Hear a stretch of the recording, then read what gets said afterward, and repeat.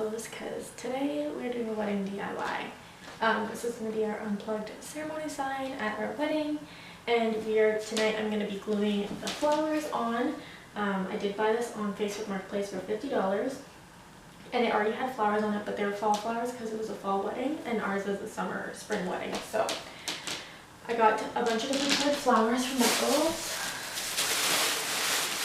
So we're going to glue these on and hope for the best. But yeah, I'm going to be doing the flowers tonight, and then you'll see me do the vinyl when I do the vinyl. But yeah, let's get into the video.